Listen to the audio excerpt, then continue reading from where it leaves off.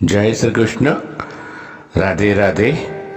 રાધે સત્સંગમાં સત્સંગનું રસપાન કરતા બધા જ આત્મીયજનો, શ્રી વલ્લભની પ્રેરણાથી પ્રેરાઈને રાધે સત્સંગમાં આજે આપણે ગોસાઈજીના સેવક હંસ અને હંસલી કેવી રીતે બન્યા, સેવક બન્યા પછી એમણે કેવી રીતે સેવા કરી તે વિશે એક સુંદર નાનકડો પ્રસંગ જોઈએ. પરંતુ તે પહેલાં આપે જો રાધે સત્સંગ ચેનલને સબસ્ક્રાઈબ ન કરી હોય તો સબસ્ક્રાઈબ કરશો, જેથી નિત્ય સત્સંગની જાણ આપને થઈ શકે.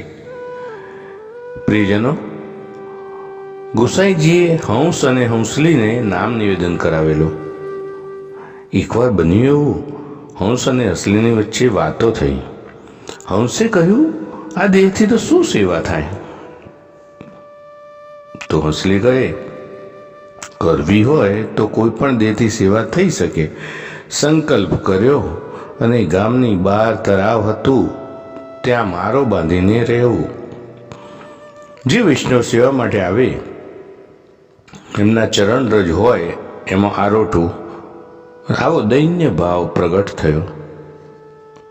એક પારધી એમને મારવા માટે તત્પર રહેતો હતો. બહુ કોશિશ કરે પણ હંસ અને હંસલી તેના હાથમાં ના આવે. થોડા દિવસ જોયું કે જે વૈષ્ણવ અહીંયા ધોતી બંડી પહેરીને આવે, અપરસમાં એના પગમાં આરોટે, તો પારધી વિચારે, લાવને હું પણ વૈષ્ણવનો વેશ પહેરું અને મારા પણ પગમાં આવશે એટલે હું એને પકડી લઈશ. અને પારધી તો વૈષ્ણવનો વેશ પહેરી ડૂબકી લગાવે ત્યાં હંસે કીધું, જો જો પેલો પારધી વૈષ્ણવનો વેશ પહેરીને આવે છે. એટલે હંસલી કહે કે એ ના જો એ શું કરવા આવ્યો છે, પણ એ જો કે એ વૈષ્ણવના વેશમાં આવ્યો છે. જ્યાં પારધી વૈષ્ણવના વેશમાં સ્નાન કરીને નીકળે ત્યાં હંસ અને હંસલી એના ચરણમાં આરોટવા લાગ્યા. અને જ્યાં પારધી એને પકડવા જાય ત્યાં હંસની પાંખડી એને અડી ગઈ અને એના સ્પર્શથી બુદ્ધિ નિર્મલ થઈ ગઈ અને વિચારે કે આવા ભગવદીને મારવા માટે બેઠો, મારા જેવો પાપી કોઈ નહીં. અને પારધીનું અંતઃકરણ પવિત્ર થયું, ગોસાઈજીનો સેવક થઈ ગયો.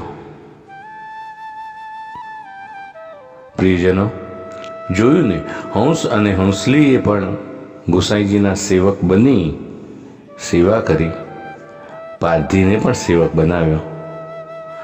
તો આ સાથે આજના સત્સંગને શ્રી વલ્લભના ચરણોમાં સમર્પિત કરી અત્રે વિરામ લઈએ. ફરી મળીશું રાધે સત્સંગમાં નવા સત્સંગ સાથે.